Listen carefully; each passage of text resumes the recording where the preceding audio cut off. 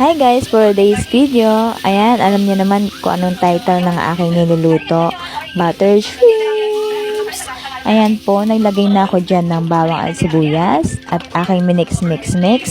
Ayan, tapos nagprepare na rin ako ng butter dyan at aking hinati yan sa gitna, frozen yan. Tapos, ayan na nga, inalagay ko na ang butter. Wait lang kayo. Wait lang. Ayan na nga. Diba? Nilalagay ko na yan yung butter. And ngayon lang naman ako nag-voice over dito eh. Diba? Lang, gusto ko lang naman, trip ko lang. Ayan na nga yung butter. Nandyan na nga. Sa kawali. Ayan. Hintay ko yan mag-melt. At aking minix.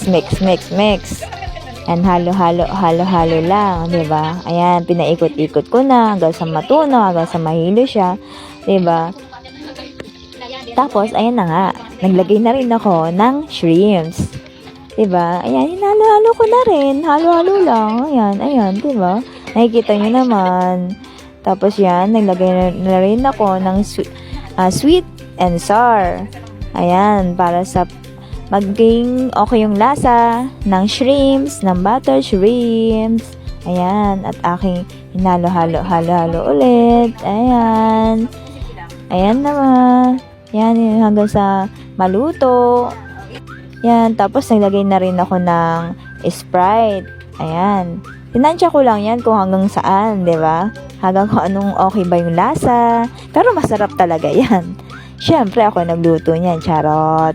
Ayan na nga, 'di ba?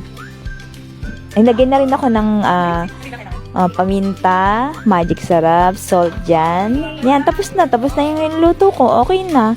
Kasi natikman ko na yan eh. Ayan na nga, prepare ko na yung yung food namin. Ayan, thank you for watching guys. Bye.